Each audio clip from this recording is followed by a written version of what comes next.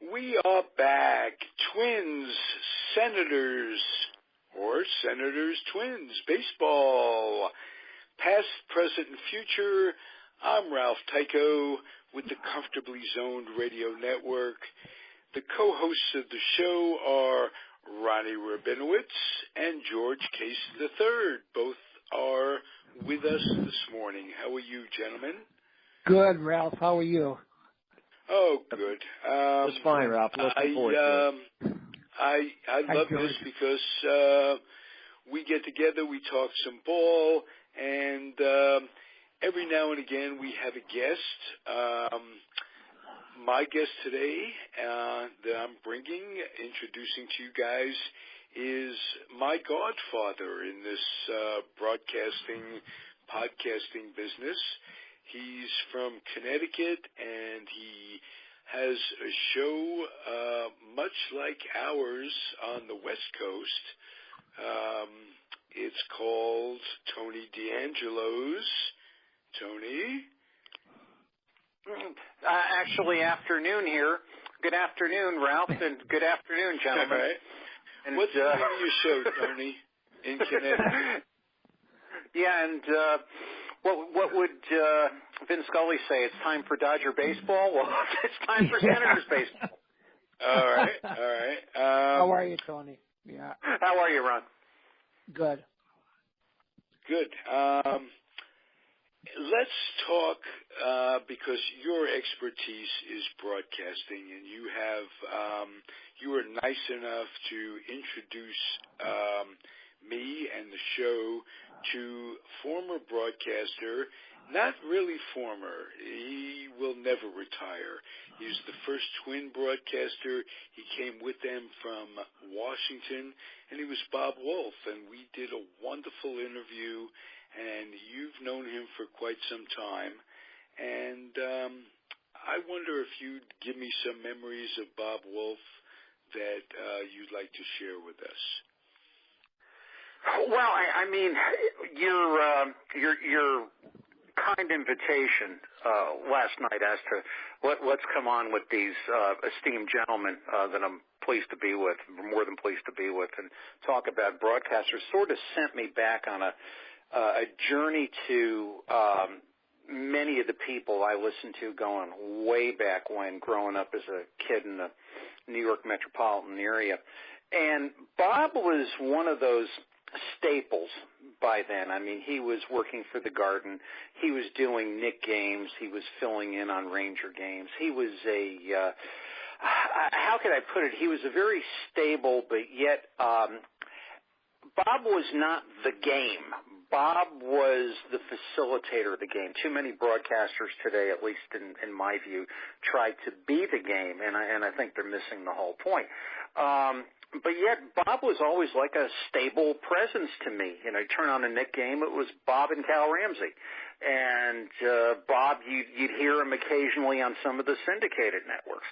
And then, as I got older, and I started to play some sandlot ball around, one day I was on a Stanford team of, shall we say, aspiring college players. In my case, you can make capital letters out of aspiring. Bob's son, Rick, was a former minor leaguer, was playing for a well-established team in New Rochelle, New York, and we were playing in back of Stanford High School. And when one of the other guys I was playing with says, "That's Bob Wolff, that's Rick's father." And I'm thinking, this is Bob Wolff, the broadcaster. Well, it so turns out this is one of the rare days when we were beating this team, and I happened to have a good game. And at the end of the game, I walked over to him, never met this man. And I said, "Hello, Mr. Wolff." I was probably in my early 20s. "It's an honor to meet you." And he stopped his conversation. He came over to me. He shook my hand and said, "Well, thank you, young man." I mean, we were just beating the heck out of his son's team. "It is so nice to hear that from you. I'm so happy you listened to me." And when I brought this story up to him the first time I interviewed him, I said, "You know, you don't remember this, but what an impression it made on me is, how I mean, you actually said that to me. He said, no, you missed the point entirely. He says, you're doing these broadcasts, and Ziggy and I have talked about it. I've talked about it with others. You don't know who's listening, and this is what the man said to me. And he was so grateful that someone was listening to him. But just his character and his class, and it just a marvelous guy with the right idea. He insisted that I call him Bob right from the start, and it was pretty difficult, I must say. He's 96. He's got all of his marbles. That's great. For the most part, he's in good voice, and it really makes me feel good about aging. We're all, the four of us now, are in our 70s, and we want to make it to 90, and we all want to make it with what Bob Wolff has, which are his memories and his dignity, and he's an inspiration. So that's great. That's so fabulous. Tony, I wanted to mention something, my personal experience with Bob Wolff. Bob was the Washington announcer and broadcaster beginning in 1947, which was my dad's last year, and yet I had a chance to talk to Bob, and he, immediately recognized my name and asked me about my dad, and it was really very, very nice of him. And of course, he is a legendary broadcaster, and I know I heard part of the podcast that Ralph had with Bob a couple of weeks ago.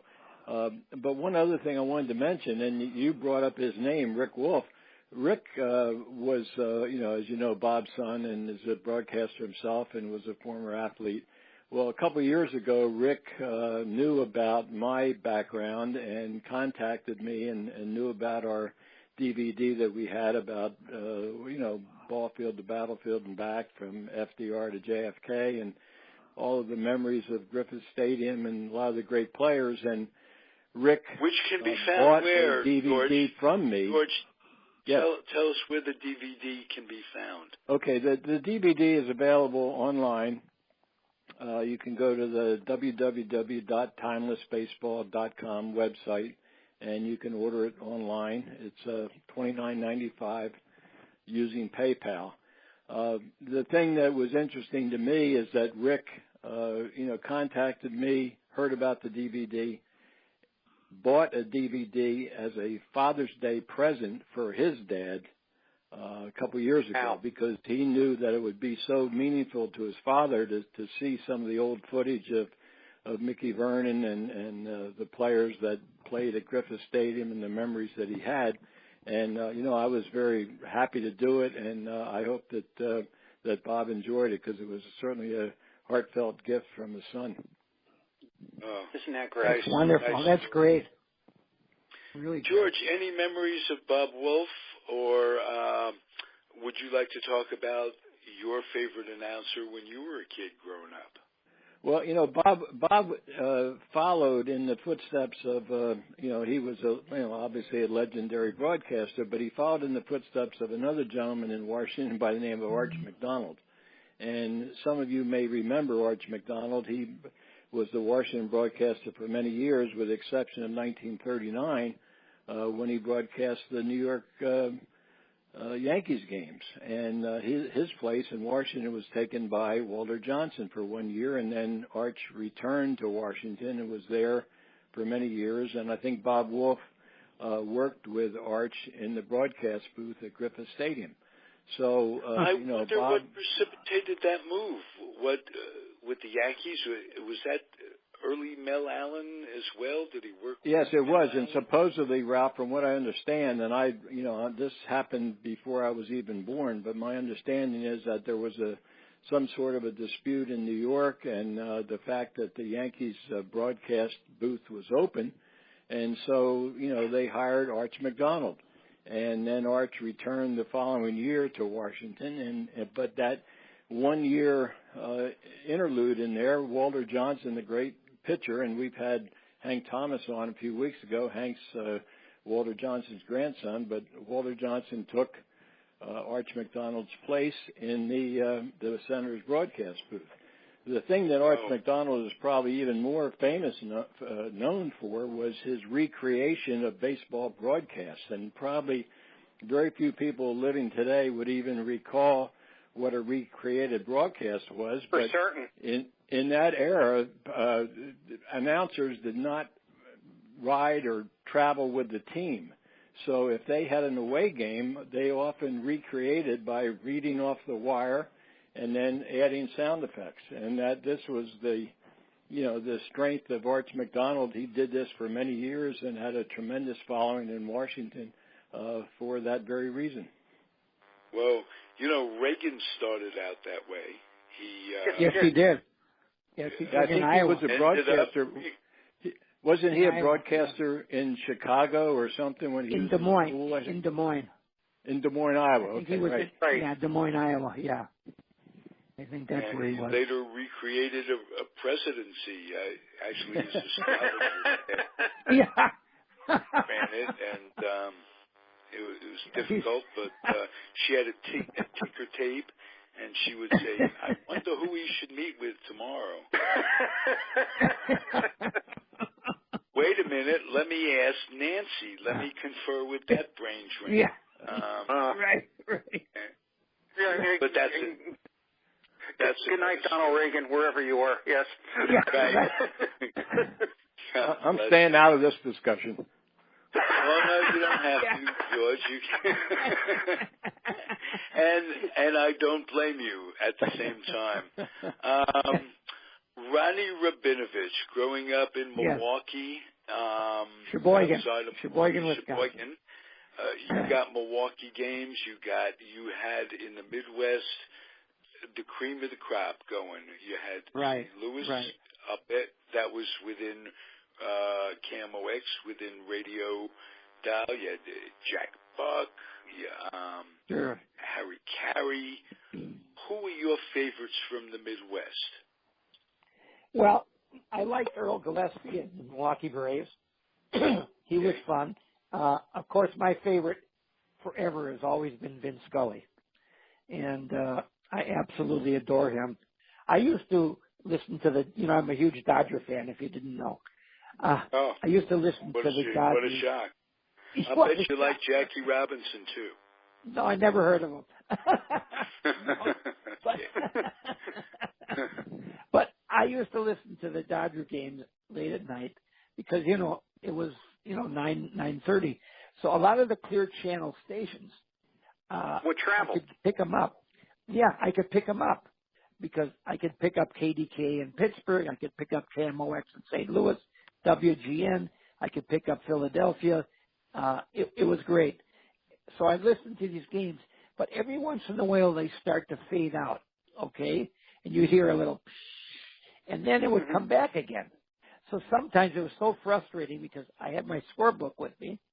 I had my baseball cards, and and there's a long drive and it's going way, way. You don't know what happened. It happened that so many times. Oh, like that. That's beautiful. It was so funny. But that's beautiful. no, I think Vin is probably the all-time. Now, did you have mixed emotions when the Dodgers came in to play the Braves in any way in terms of rooting for them? And did you root for the Braves when, say, the Dodgers were playing, weren't playing, or were? I was just a Dodger fan, period. If the Dodgers were playing the Braves, I was a Dodger fan. I liked the Braves at the time, but I was truly just a one team man. Now I follow the Twins, of course, and I love them. But if the Dodgers play the Twins, there's no question I'm going to root for the Dodgers.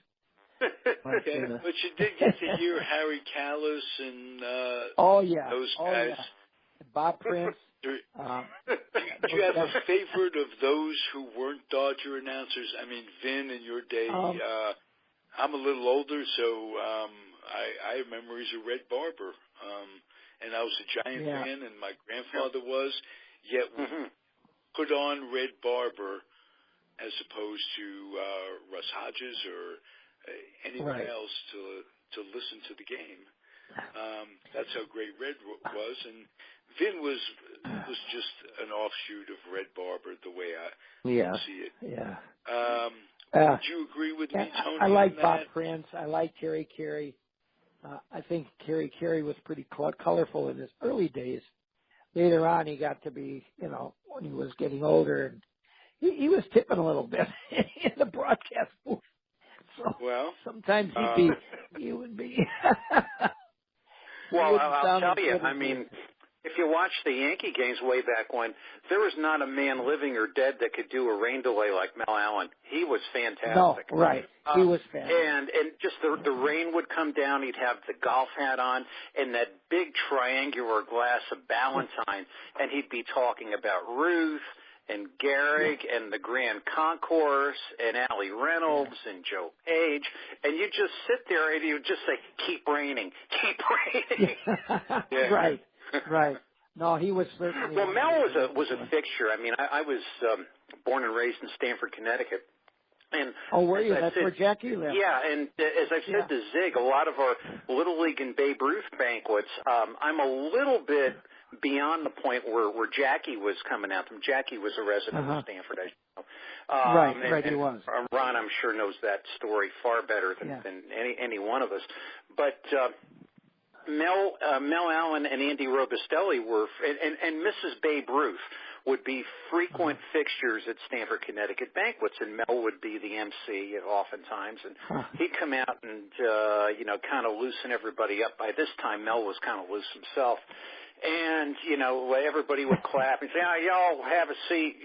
People ask me all the time if I can't do a real good Mel Allen, so you have to bear with me. People ask me all the time if I want to always be a broadcaster. I said, no. I actually started in the law.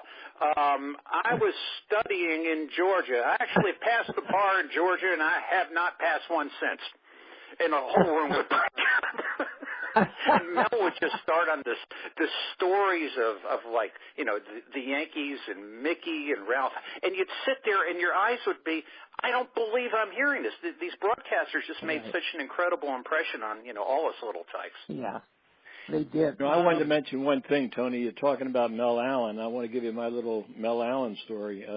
Sure. In 1975, my dad was honored by the city of Trenton, New Jersey, which was my dad's hometown, and Mel Allen was the featured speaker that night. So I had a personal introduction to Mel, and he was very gracious in his comments about my dad, and told the audience, he said, well, I wanted to tell you that I could have been many places this evening, but I wanted to be in Trenton to honor George Case. So my dad and Mel were very good friends. In fact, there is a radio tape. You mentioned Red Barber. There's a radio tape I have of the 1943 All-Star game that was held at Shibe Park. It was the first night All-Star game in the history of Major League Baseball in 1943.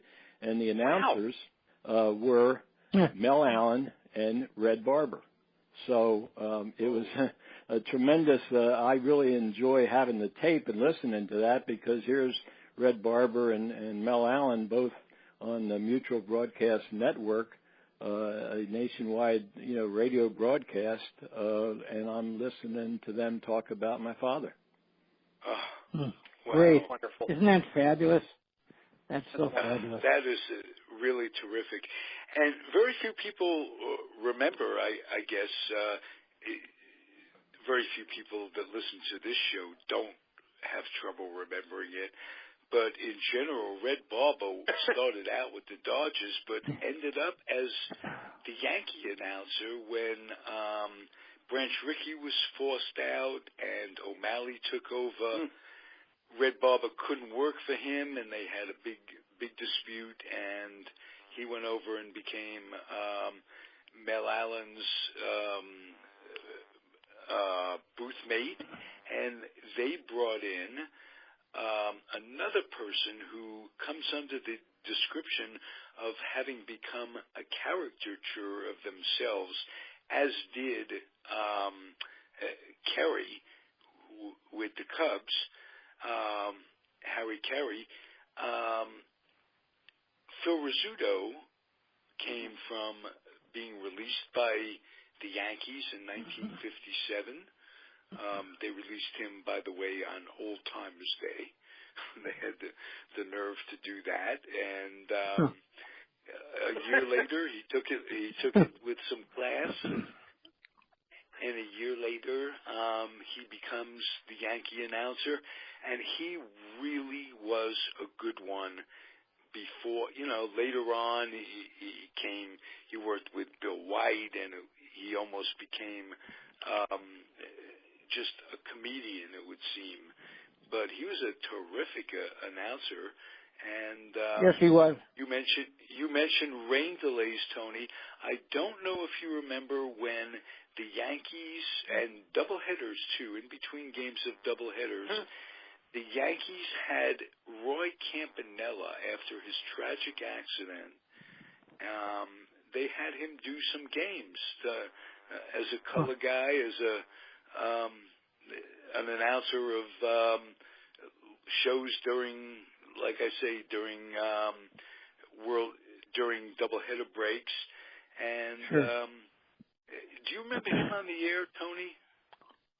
It's probably a little bit before my time. Now, you mentioned Red Barber. I do remember Red down towards the end with the Yankees, and he always showed great respect to Mel Allen. He'd call him Melrose, which was kind of funny. But I do remember down towards the end, Red was not a happy camper. He would, you could see it in his voice. One time, he had Obdulio, the cameraman, Obdulio Velez, I think his name was, pan the entire Yankee Stadium to show all the empty seats. And Red was concerned about the state of the ballpark and the state of baseball. And then the Yankees, to fill the seats, they invented Bat Day. And they started to hand out free bats to get kids to go to the games. And then the stadium filled up, and that drove Red crazy, and he'd be off cursing Bat Day. Well, why do you have a Bat Day? Baseball's a good enough game. You don't have to give people anything to. And really, so I think like it was 1965 or 1966, they finally gave poor Red the boot. Right. He was also. My mother worked with a woman who was his daughter, and she happened at the library at a college in Queens. I can't think of it, a junior college in Queens. And very nice woman, happened to be a lesbian, and told my mom, they talk, what an unaccepting son of a bitch Red Barber was to his daughter's lifestyle choice. Now, granted, really? This is back. This is way back. But still, things. Well, Red wasn't real crazy about Jackie either at first, and then he turned around. But at first, he wasn't real crazy about Jackie. That is correct. Yeah. Yeah. He was a Southern gentleman, as was Melvin Allen That's Israel, right. one of the only Jews in the South at that time. I think he was honored by Robert E. Lee, as a matter of fact. This guy's going to go up north, and he's going to announce the damn Yankees. But he's one of ours, and I'm sorry we're losing this war. We're getting our asses kicked. I got coming through, going through Richmond, and this sucks. I don't know where I'm not sure I read that in the history books, but it sounds good. No, it isn't written in, and that's what you could only get this stuff on podcasts. You can get real history on podcasts. Yeah. They can't throw you off your ear. Not just baseball, not just Twins, not just Senators, but good old Yankee baseball. There's another announcer I like a lot. His name is Denny Matthews. He's with the Kansas City Royals. He's been there for many, many years. Yeah, excellent announcer. Matter of fact, we had lunch together not too long ago. He's a great guy. It makes me think, Ron's comments make me think of the movie Pride of St. Louis, where Dan Daly played Dizzy Dean. And Dizzy Dean is working in the Cardinals booth, and he's all these kids love Dizzy because now Dizzy's a little before my time as a broadcaster. I do remember him later, but he would bring all of his Dizzy Deanisms to the game, and they were getting interested. And the Catholic schools started to get upset with Dizzy because of his grammar, and they told the kids, "Do not listen to this man because he is not teaching you English or learning you English." Right, exactly. Yeah. Then later on, he was with Bobby Blattner. Some of those people who can talk real well, they don't make a lot of money. Another great guy was very famous story about how Dizzy Dean tried to play through an injury. I think he was hit in the foot or broke his toe. Was. Broke his toe in an All-Star game. Oh, okay. Earl Averill, whose son later played, but Earl Averill played in the 30s and 40s, is in the Hall of Fame. And senior, I forget what year it was, but he hit a ball off of Dizzy Dean's toe in an All-Star game and broke his toe. His son was a catcher with the Angels in their first year, if I'm not mistaken. Yes, I think he was. He was. Yeah, I think so too. Yeah. Recently passed away, so rest in peace to... Yeah, fine man I interviewed him. He was great. It's tough being the son of a star, a superstar. Right. George, that's the story that you've told a few times about your experiences coming up as a ball player yourself in Little League and some fan in front of your dad heckling a little leaguer. Now that guy should, I've said it before, needs to have been asleep. Yeah. But he heckles you and says, you're not going to be, you're in Little League, a kid. You're not going to be as good as your dad. That's just exactly what you needed to hear. Well, you know what? It was hard for me, and that story I have repeated it several times.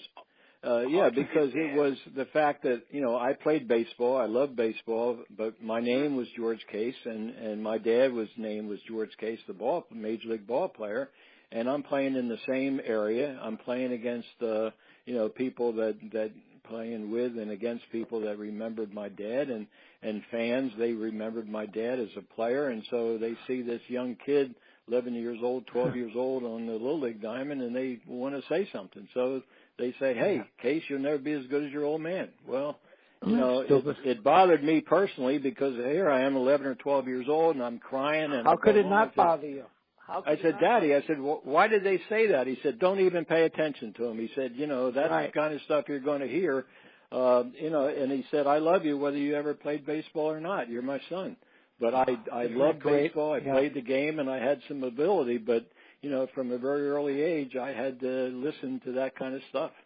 Yeah, that's terrible. That's terrible. Were you a better basketball? I'm sure Ron is well aware, much more so than I would be, but Jackie Robinson Jr. Had a very rough time growing up. I do very remember. Rough time. Yeah. Yeah, when I was going back about 40 years ago, I thought I wanted to be a teacher, so I was working in the Stanford High School. And every once in a while, I remember this is what happened. There's a very good, I can't get it in its entirety. I imagine maybe I can get it on DVD. But there's a very good Mike Wallace biography on Jackie Robinson, which ends in his admittance to the Hall of Fame. And the Ferguson Library in Stanford used to have, movies that you could take out and you could show to your, to your kids. So one day I went down there. I filled out the card for this movie. It was the biography of Jackie Robinson, and I showed it. And I walked in, and the department chair, Eddie Kovacs, marvelous guy, decorated World War II veteran, just a lovely man, said, gee, Tony, what are you doing today? I said, well, I got the movie of Jackie Robinson, and I'm showing it to the kids, and they like it. They don't know about him. And one by one, every single teacher, a veteran teacher around that table, had something to say about Jackie Robinson Jr., none of the comments were kind or anything. And apparently the kid just had knowing who his dad was, had, as he got older, just a horrible attitude. You can't tell me what to do. You don't know who my father is. And all of that. And, the kid dropped out of high school, ended up in Vietnam, came back, was caught on Channel 4 in New York. They were covering his run from a heroin raid in the Allison Scott Hotel, worst part of Stamford, Connecticut you could possibly think of. Well, maybe he was arrested. He was arrested. Yeah, and then became an incredible, when he got a hold of himself, became an incredible drug and alcohol counselor for people who were, and then was killed on the Merritt Parkway one night coming back home very tired. I mean, it's just a terrible story. And he was completely clean, no alcohol, no drugs in the system when he was killed. He must have fallen asleep at the wheel or whatever. I know Jackie. Yeah, and he just had a marvelous, life turning around and doing really good and, validating all his parents' good work and just, an added burden for Jackie and Rachel. And Jackie had said to me, I don't know how I could have been influenced to any other kids when I wasn't an influence to my own, when he did get arrested, And at that time, Jackie Robinson was on Governor Nelson Rockefeller's commission against firearms and drugs. And here his own son was arrested with a packet of heroin and a firearm.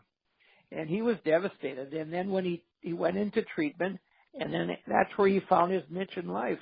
And like Tony said, he became a tremendous counselor. And there were all these letters from all these addicts that said, I owe my life to Jackie. If it wasn't for him, I'd be dead today.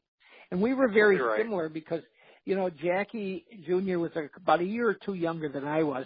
But in many of Jackie Robinson's letters to me, he would talk about his son, and we had a lot of similarities. He was playing Little League ball. I was playing Little League ball. He was going to camp. I was going to camp. So although I never met him, I did know of him a lot because Jackie referred to him in the letters. But it was, to have a son, to lose him to drugs, to regain him and lose him permanently, it was just too much. He died in 1971, and his dad the following year in 1972. Yeah. So and Ron, I'll never forget that. Yeah, I'll never forget that day. I was a senior in Rippewam High School in Stamford, Connecticut, and I walked into third period English class, and a number of my classmates, and one of them, who's a cardiologist in California, and we've been good friends for close to 50 years, remembers it exactly the way I do. I walked in, and I think I had band, I believe it was second period, and a number of the people living in the neighborhood that Jackie lived in talked about, they heard an ambulance at 5 in the morning, and it was going to the Robinson house, and it was not nearly as trafficked or as built up as it is today, and they all knew that something had happened, and I walked over, and I said, gee, what took place? And Jackie Robinson today passed on at home, and a bunch of us just stood there in shock, and they were recounting. Well, my mom ran to the door, and she saw Jackie being removed from the house, and just sent chills down your spine. Just terrible. I was with him about 6 months before he passed away in New York. We were having lunch, and he was in pretty rough shape. He had a heart attack. He suffered from diabetes for many, many years. He was blind in one eye. He was going blind in the other eye. And I had to take him by the arm and help him into this restaurant. And I felt so sad because I remembered him dancing up and down the bases, driving those pictures crazy. And he was so happy to see me. He wanted to hear all about my family, and I, of course, about his. And then afterwards, I hailed him a cab, and I leaned in, I kissed him on the cheek, and I told him how much I loved him. And as that cab disappeared into space, I was standing on that corner with tears running down my cheeks because I knew I would never see him again. It was so sad. He was in such rough shape, and yet he was so happy to see me. And his smile, he lit up, but he was really in rough shape. Terrible. Well, it's interesting. My barber lady, who's about, I'll just tell this quick story, maybe about 8 or 9 years older than I, Stanford girl. When she was a teenager, like the early, maybe mid-1960s, she worked in a market in North Stamford. Well, actually, not North Stamford, but close to North Stamford. And Jackie and Rachel would come in and shop for groceries. And Jackie would always come to her checkout, and she says to this day, lovely man, shock of gray hair. Then he was walking with a cane, incredibly polite, would always ask about me, and then her eyes would follow them to the parking lot where Rachel had a little Corvette Stingray fastback, and she would get in, and Jackie would kind of hobble in, and they'd go off, and it's just such a sweet memory to have. Yeah, absolutely. And I talked to Rachel a couple times. She kind of indicated that had he lived, he probably would have had to have his legs amputated too. So he was really in bad shape with diabetes. It was so sad. But such a marvelous. The story you tell about his son dying and him dying a year later reminds me of another all-time great who was in the public eye. Of course, Dean Martin, who lost his son. I think his son was in the Air Force or the Air Force Reserves, and he died in a plane crash. And the mountains near Palm Springs. Yeah, right. He was never the same. Downhill. Both gentlemen went downhill. Downhill. Sure. With Jackie, everybody blames his illness and his death on what he had to internalize and crossing the line, all of that, and what he could say, what he couldn't say. Very true. But the death of his son expedited both of Dean Martin and Jackie's passing, and it's tragic to see someone who it's really sad. And Jackie and his son way of life had their problems, because Jackie was one way and his son was pretty much a rebel, and he didn't like that, and they didn't talk for a while. They were kind of just estranged, but certainly after he recovered and became a counselor, he was so proud of him.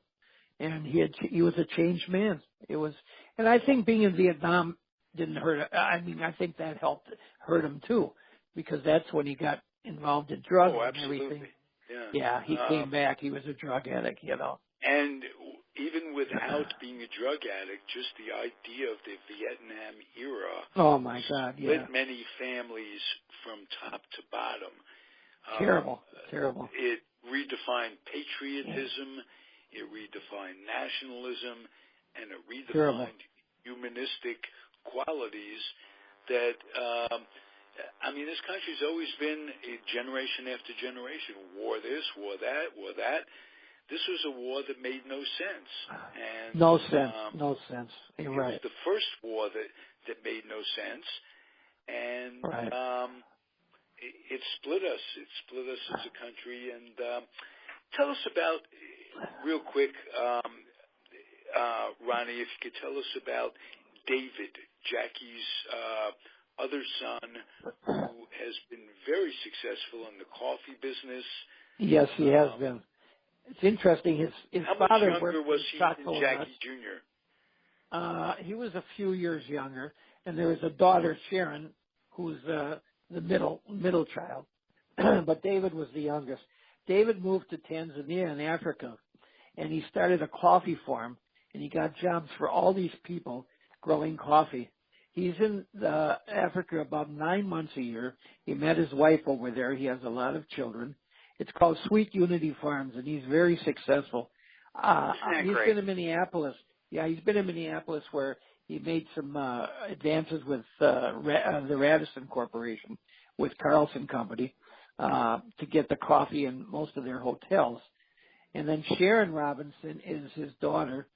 She's the vice president of education for Major League Baseball, and she travels around the country talking about her dad like I do.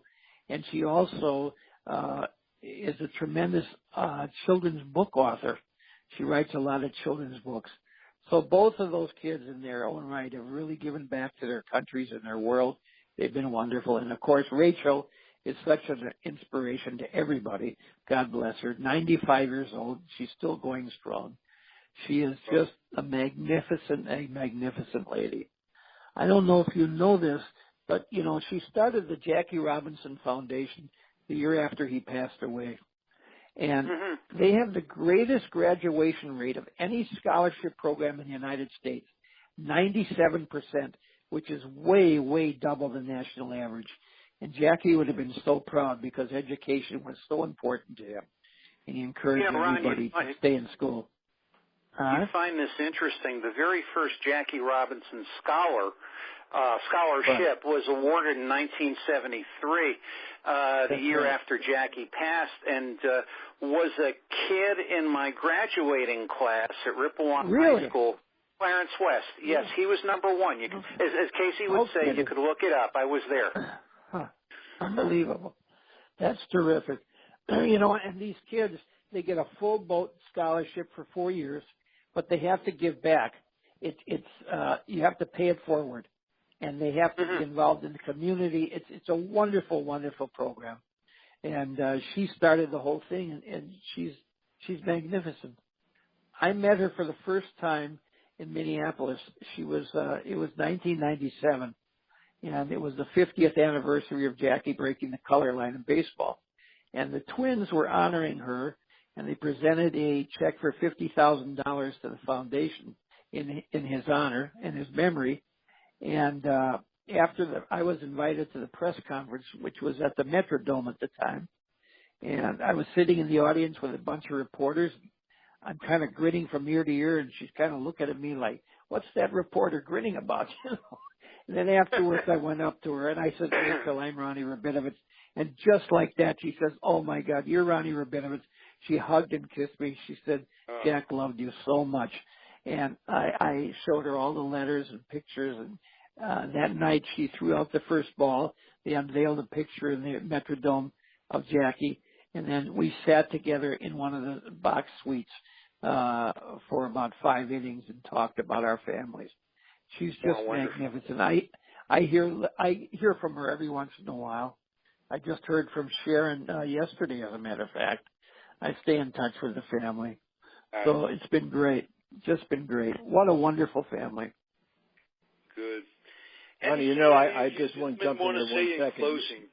Yeah, you mentioned Sharon Robinson, and I just wanted to mention, I talked about this before. I had been up at a meeting in Major League Baseball headquarters on Park Avenue quite a few years ago, and Sharon Robinson walked into the room as part of the discussion group that we had, and immediately I recognized her as soon as she walked in the room, and she sat down next to me, and I said, "Sharon, I just want to introduce myself. I'm George Case." I said, "I can't believe how much you look like your dad." I mean, they were the fitting image of one another with the gray hair, his full face. It was just a lovely experience for me to meet her. Image. It was almost eerie the first time I met her. It was like, oh my God. You know, because she looks just like her dad. It's just incredible. What a remarkable lady. Yes. She's just fabulous. She's had a lot of tragedy in her life, too. She lost a son. Didn't know. Who was an athlete also, but he died. I don't know what happened to him, but he did die, and it was very, very tough for her. Very sad. Did not know. Yeah. I always leave when I talk to Ronnie and we talk about Jackie. I always leave the conversation with tears welled up in my eyes. But when I think about it, they're tears of joy. Life is a mixed bag for all of us, and how different it would have been without Mr. Ricky. I won't identify him by his first name. Nobody does. And Jackie. How different the game would have been, how different civil rights would be. Martin Luther King credits Jackie with being the godfather of the civil rights movement. That's right. And he said we would have had change. It wouldn't have been this soon. And right. it certainly wasn't soon enough. It was 1964, when the civil rights thing finally got through, and it took Kennedy's assassination and Lyndon Baines Johnson, the Dixiecrat, get it all through, which is another story that never ceases to amaze. That the coming together of our country, the North and South, and the obstacles and how it's worked, and but Jackie was something, and most of the shows, most of the podcasts I do, no matter what subject, no matter we have a Giant show, we have New York baseball, it always comes back to Jackie, one way or the other. One way or another, as influential a man, and I won't limit it to baseball, sports, or anything, influential a man as we've had in this country. That in history, absolutely. And what I do also when I speak to organizations and companies and kids, I share a lot of stories about Jackie after baseball, because a lot of people know he was a baseball player, he was the first African American, and blah blah. But he did so much for the African Americans and for civil rights after baseball. I mean, he founded a church. I mean, he went down to the South to help rebuild churches that were burned to the ground. He founded a Freedom National Bank in Harlem, which was so African Americans get better loans. He had a construction company to help, build homes for African Americans and other minorities. So he did so much for so many people.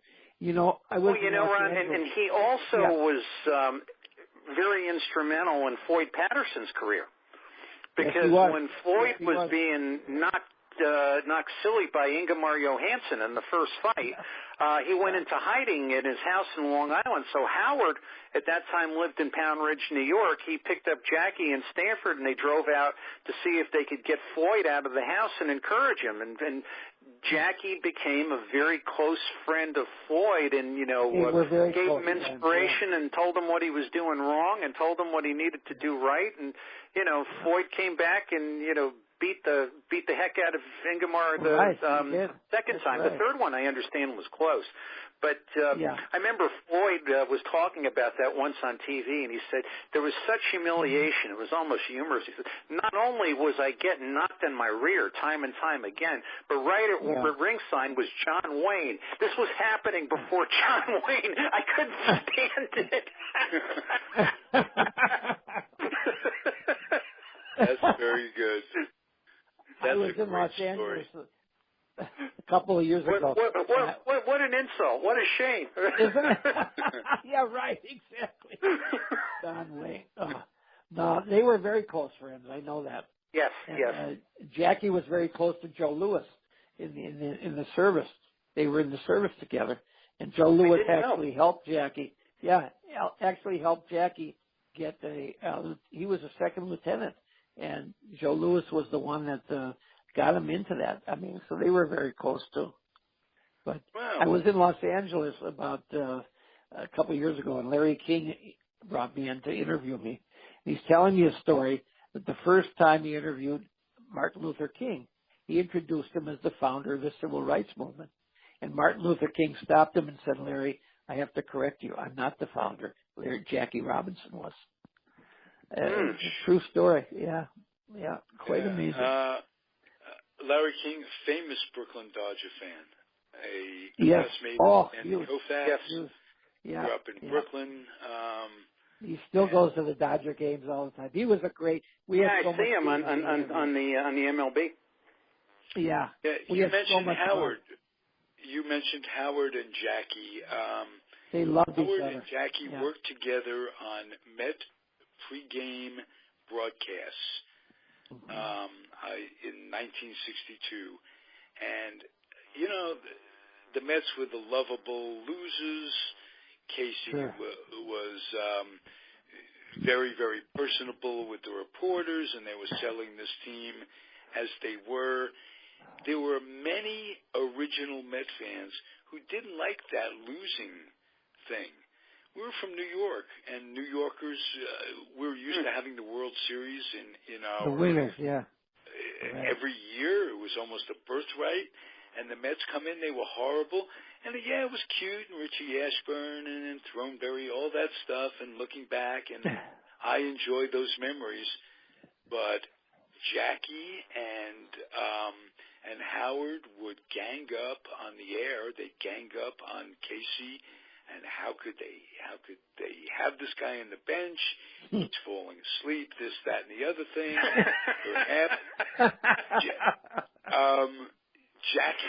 Jackie had that spirit of competition, of winning, and he took that well into retirement.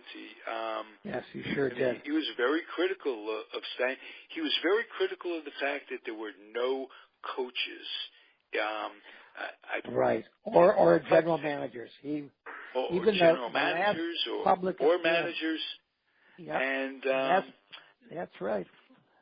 And last public appearance in Cincinnati, he said when he threw out the first ball when they honored him on his 25th anniversary, and he said, "Thank you very much, but I won't be happy until I see a black face as the manager in baseball or an African American general manager." And 8 days later, he passed away. Yes, that's right. Amazing. Yeah. But it strikes so many chords as far as broadcasting back then, because at least when you had the seven whole channels in New York, there were so many things that would come on. There was a guy, and Ziggy probably remembers him, as far as who would do a show in the mornings and the afternoons on WOR 9 in New York, Joe Franklin, who was really he was a trivia master. He was basically it was the most schizophrenic show you'd ever have, and the guests were whoever happened to be in town that day. And it was people from sports or entertainment or politics or an actress or whatever. One day I'm home, not meaning to invoke Rick Rippleham High School 4 times in the interview. I'm homesick from school. It's like 10 in the afternoon. I turn it on. And this day it happens to be Ginger Rogers, the Ginger Rogers, and Joe Louis. And I sit back, I pull the blanket up, I say, I really want to see him pull this off. Here's Ginger, the goddess, and Joe. So, Joe was sort of like a New York, shoot from the hip type, good friend of Eddie Cantor's. And Ginger, what do you know about Joe? This is going to be 20 minutes of stone silence. And she says, "Oh, I love Joe. I was at every one of his fights. The one with Billy Conn, that was amazing. The man has amazing footwork. Such an athlete, such a gentleman." Thinking, okay, he got through this one. And Joe, what do you think about Ginger? Man, she's beautiful. She danced better than Billy Conn. And the thing is, he saw all the movies. He saw all the Astaire movies. They had the best conversation. I'm thinking, this is absolutely amazing stuff, right off the cuff. I never realized that. I never knew that. That's a great story, though. Wonderful. That's a great story. Great story. Okay. This has nothing to do with baseball, gentlemen. Nothing. No. What I'm going to say, this has to do with broadcasting. Do you remember, and Bill Hall, a friend of the show, a big contributor to Comfortably Zoned Radio, on his Facebook account, he put a link to a story that escaped me, but instantaneously I remember it. In the early 70s, maybe late 60s, early 70s, NBC and Johnny Carson granted Harry Belafonte a week as substitute host on NBC's The Night Show. Yeah. And they let him produce it, and they had 25 guests, 18 of whom were African Americans, many of whom had never previously gotten national gigs, any sort of natural exposure, and a bunch of people on there that Harry Belafonte brought to prominence. And that was an incredibly historic moment in television, and it brought our country together an awful lot. So if you go to Facebook, I put a link to that on my account and on my page and the Comfortably Zoned Radio Network page. It's really worth seeing. It's an incredibly long article with clips, YouTube clips of the appearances on. I'll have to look at that. That'd be fabulous. Harry and Jackie were very close friends too. Very close friends. Harry Belafonte and Jackie. Oh yeah, they worked very hard together on the civil rights movement. Yeah, they marches in the South. So, a good way to end it. Well, I'm not crying. I have no more tears in my eyes today. I just wanted to mention one thing, guys. There's a beautiful book that Ed Henry wrote. Ed Henry used to be a CNN White House correspondent. He's now with Fox News, pardon me. But he's with Fox News, and he's also the White House correspondent. He wrote a new book about Jackie Robinson. It is absolutely fabulous. It's called 42 Faith. Faith. If you haven't read it, read it. I have him as my guest Tuesday night with Peter Trunk. He's going to be on our show. And well, Ron, I'm sure you've seen it. There's one surviving episode of Happy Felton's Knothole Gang.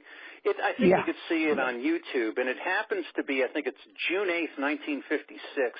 I remember that. Last night's dinner, I can't tell you, but as far as what it was. But Jackie is actually the person who has the kids that night. And the amazing thing is you watch this, and Jackie is so decent, so respectful, so mannerly. And it's just and to see him and just what a statesman he was for baseball. It's just he was. Yeah. He was. He would have loved to have been a manager, and he never had that opportunity. He loved it. He was hoping someday to become a manager, but he never had that opportunity. Sad. And what a great show for broadcasting. Happy Felton's Not House Gang was. Oh yeah. For those out there, we've talked about this on this air. We have before, but Happy Felton ran a show where they bring in 3 local ball players, either from the Babe Ruth League or American Legion, who are really good prospects. And they'd have a player go out and give them a little clinic and some advice and hit them some fungos, ground balls or whatever, and then choose the player of the day. And I don't remember Jackie doing a show. I'd see the show periodically. I remember Gil Hodges and how beautifully he communicated with kids and what a wonderful teacher he was and how he was. He really was. I remember the show with Jackie. I've seen it, but I didn't see it when it happened. But because I was, in Wisconsin, I didn't have an opportunity. But I've seen it on YouTube. Our assignment is to go to YouTube and refresh our memory of Happy Felton, who they put him in a baseball uniform, big, morbidly obese guy. Yeah, he was. And that was. I used to watch Happy Felton all the time at the Knothole Gang. I believe in his early days he was a band leader. Yes, he was. Yes, he was. Boy, you had the best, George Case. You had the best of all worlds. You were halfway between Philadelphia and New York. That's right. We did. We saw all the New York channels and all the Philadelphia channels. So I was a fan of Philadelphia baseball and all the New York baseball because I saw it all the time. Right. We're very Any lucky. memories of Robin Roberts that you'd like to share? Because I think Robin Roberts had the exact same delivery as Tom Seaver. I think, if you look at them, their knees scrape the ground when they're really going.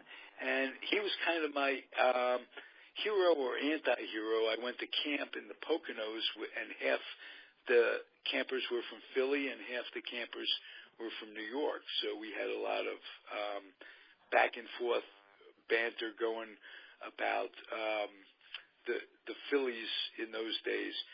Anything about Robin Roberts that stands out? Well, what does stand out, yes.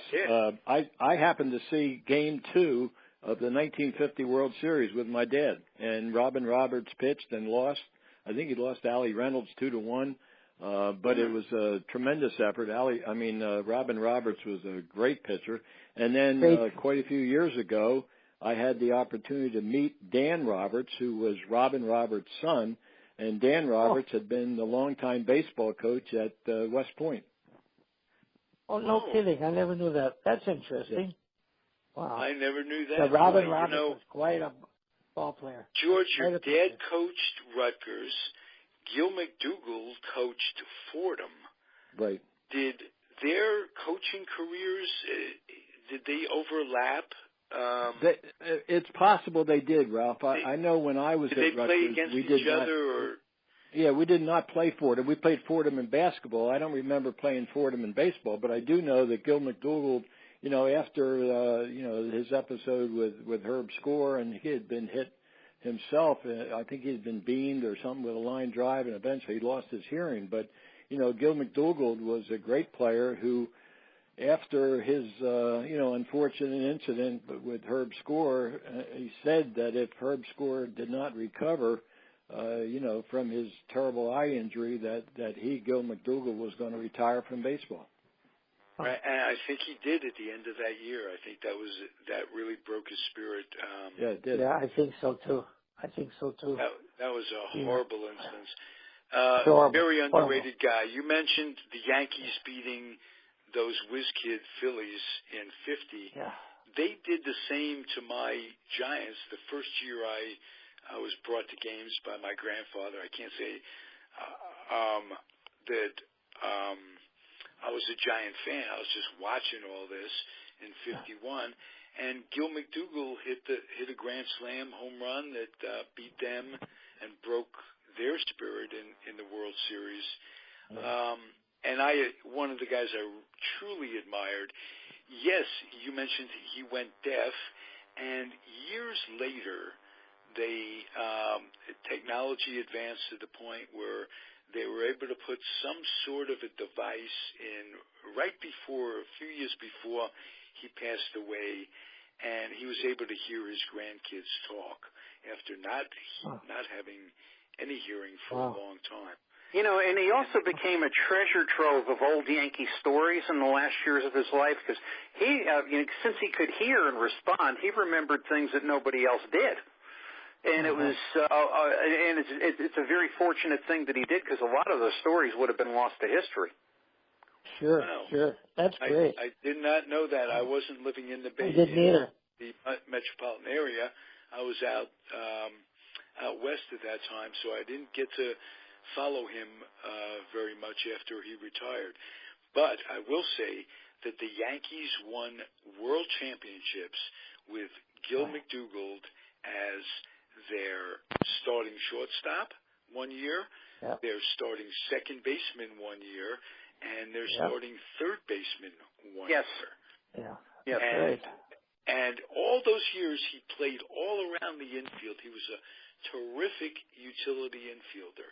And yes, he was. I contended to Peter Golenbach that he and Junior Gilliam were the two best utility players that ever lived. And Peter's response to me, no. The best utility player that ever lived, Jackie Robinson. Remember, Jackie Robinson comes up as a first baseman. First baseman. Mm-hmm. Then he played second, Bill then he Hodges played third. To first, so Campy can come in. He goes over to second. He plays there for years. And he played third. Junior Gilliam comes in. He goes over to third. At times they platoon Gilliam with Don Houck, and they move Billy Cox back to the left. A little, Billy Cox was in that mix. So Jackie used to play left field too. Right, exactly. Yeah. And you tell the story of when Jackie knew that his playing days were over, Yes. Ronnie. Yeah. Related that I'll story. tell you that story real quickly, if you want me to. I do indeed. He had a line drive that missed him and rolled all the way to the fence. And we had dinner that night in Milwaukee. And I said, Jackie, that was a tough play. He says, tough heck. He says, Ambrose would have had it. Sandy Ambrose was a rookie, fast, young left fielder. And he said, Ronnie, I have to tell you a secret that no one else knows except my own family. He said, I think next year is going to be my last year in baseball. He says, my legs were gone. And he says, if I had to do it all over, I probably wouldn't have played in all the sports he did. And I mean, he was a tremendous athlete, as you know, at UCLA. I mean, he was the only athlete ever to letter in 4 sports at UCLA. Amazing. Wow. All-American in football, All-American in basketball. He broke the world's record in the broad jump and track, and he played baseball. Amazing. Yeah. And his brother was a terrific Olympic athlete. Mac, yes. Ran in the 36 Olympics. And George, do you have memories of that? Yeah, I believe it was Jackie's son. It was his brother who finished second, I think, to Jesse Owens in the 36 Olympics. That is correct. Our dad. Yeah. Right. They came in gold and silver and stuck it right up Hitler's butt. Right. It was great. The Americans won the gold and silver. They defeated the myth of Aryan supremacy during the 36 Yes, Olympics.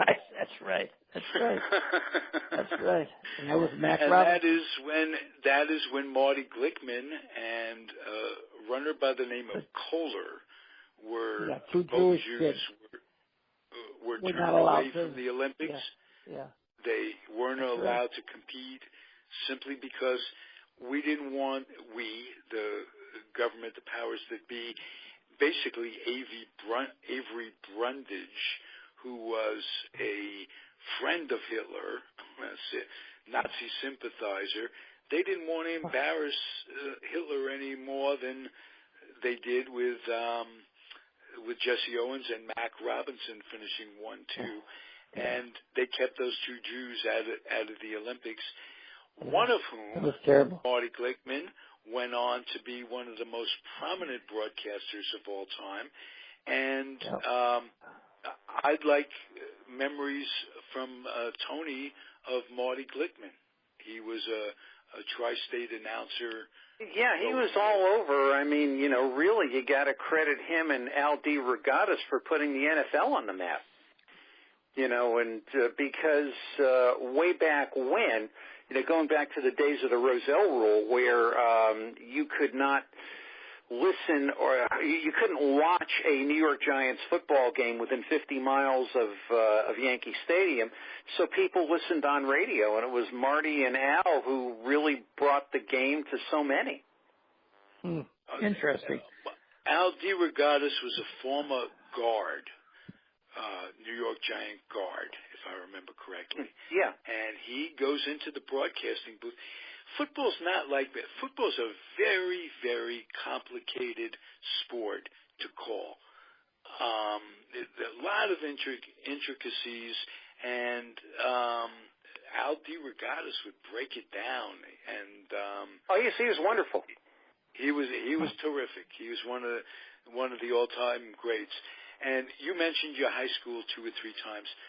Tony, I've already forgotten it because there's only one high school in New York we can talk about, and that's Newtown High School, where I went. And Newtown had a soccer team that played in the city championship, for the city championship in 63, 64 maybe. Who calls that game for local television was Marty Glickman. Marty would also call the Thanksgiving Day game on WPIX in New York between Iona Prep and New Rochelle Prep for years. No kidding, huh? Yeah. I wasn't aware of that. Wow. That's cool. Yeah, he just liked to work and he liked to contribute, and he had, as I mentioned, he had a terrific attitude. Apologies. Yeah. Oh, okay. He had a terrific attitude about. he took positive things from his Olympic experience, where and I've got to do more studying. His co-running mate, that Kohler, had a tragic life. Things didn't go well for him. He didn't respond as well as Marty Glickman. And Marty became a mentor to a lot of people. Al Michaels, just a bunch of people football people, regional football people, they bring in New York to the NBC headquarters, and he would guide them and he'd teach them. And I think he did a lot of work with Kyle Rote when Kyle Rote became a broadcaster. And Kyle Rote was very good. Really? Yeah. Yes, he was. Rote, yeah. It was back in the days. I remember Gifford and Rote were these terrifically colorful players in New York, and you would think they wouldn't have to work a day in their lives. In the off season, these guys were selling stationery and insurance and this and that. Sure. And that's how Rote. I remember Rote saying, if I didn't get to communicate as a salesman in the off season, I never could have been a broadcaster. I learned because all I learned in Texas was how to play football. And very little else. And come to New York, people handle it. If you handle it well and you have an inkling of talent and personality, and you're a great athlete, add that to it, the New York area can do wonders for a career. Gifford himself. Tony, talk about Gifford's career. He was on top of the world in the broadcasting industry when Howard and Dandy Don were doing Monday Night Football. Monday Night Football. I remember his humblest beginnings. He would do some sparse off-season late-night stuff for Channel 2 in New York, and then started to do, when he retired, he was doing narration for some of the NFL films and was very credible, then was taken on the Monday Night Football package. And what I understand about him was he worked so hard, and this is kind of a tension between Gifford and Cosell. I mean, they had sort of I think they had a respectful relationship, but maybe not a buddy-buddy sort of relationship, where Howard would always feel put upon, from what I understand, because he'd have to go out to the sponsor luncheons and tell all the stories for 2 hours, and then go into the booth and recite the headlines. And he would always say, well, neither Don nor Frank is helping me. What was Frank doing? Frank was back in the hotel room, and he would get a stack of index cards, and he would write out in hand, the pre-computer days, the player, his school, his number, his position, and some little fact about him that, he picked up from a press sheet or somewhere. And he would put the cards on the bed as far as what he would anticipate the offense and the defense to be. And he would narrate, quote unquote, the imaginary game. And he would become familiar with the facts, and this is how he was so credible. The man worked like a dog. Sadly, as he got on in his life, he did a couple of things perhaps he shouldn't. As a personality, he could blow hot and cold. I've experienced that myself. But I mean, as far as his life and the things he did, I mean, just a marvelous testimony to versatility and hard work. Right. Yeah, he was great. He was really good. Man, I mean, Kathy Lee Gifford was a mistake, of course, but yeah. Oh no, you meant other mistakes. I get it. Yeah. You don't have to. And it's sad because he probably could have stayed on Monday Night Football in some capacity for years and years and years had that not have occurred. And Zig and I have talked about that. Yeah. Right. All right, gentlemen, this is terrific. George, I have to tell you one quick thing. I want George to tell me about Harry Callis before. Okay. talk about what you were going to talk about. But before we get off, I want George to, because he did have the advantage of getting to hear Harry Kalas as well. Yeah, well, you know, this is a very quick story about Harry Kalas. But Harry Kalas was the announcer at the Hawaii Islanders games in 1965 when my dad was the Islanders coach in the AAA Pacific Coast League Washington's AAA franchise. I did not know that at the time. When my dad passed away, I received a nice note from Harry, and he expressed his condolences and mentioned that, and I did not know it. And then in 2003, Mickey Vernon was honored by Marcus Hook, Pennsylvania, and they renamed the baseball field Mickey Vernon Field, erected a statue. Harry Kalas was the MC for the event, and so we had a very nice visit. And Harry told me at the time, he said, George, I wanted you to know my introduction to baseball was in 1955 when Mickey Vernon took me into the Washington dugout at Comiskey Park and introduced me to all the players. He said I was just a young kid. I think he was 17 or 18 years old, and that's when he developed his love of baseball. So, I mean, I had some personal experiences with Harry Kalas, and he's recognized in the Philadelphia area not only for his baseball broadcast, but for his voiceovers on NFL films. So just a great individual, a terrific announcer, and one that I always enjoyed listening to. Wow. Great That's story. great. That's great. That's wonderful. Anything to say in closing, gentlemen? Any thoughts that you wish you would have gotten out, and didn't? I just want I've enjoyed this whole podcast very much. And Tony, I enjoyed talking to you, and Ronnie, I always like listening to your stories. I'll defer to my esteemed guests. I think it was a marvelous work, and I appreciate the stories and like telling several of my own. I loved it, Tony. It was great. Thank you. Yeah, it sure was. The Twins are playing a doubleheader. Fun for me, gentlemen. Let's do it again next week, same time, same bat channel, as Alan Blumkin would say. That's a show in and of itself, believe me. Absolutely. That was camp. That was as camp as one could get. That terrific show. I have tried for years to get employment with the Wayne Foundation. They keep turning me down. For the right reasons, Tony. For the right reasons. I understand, but I keep trying. There are no little boys in your past. I've enjoyed it, everybody. Thank you very much.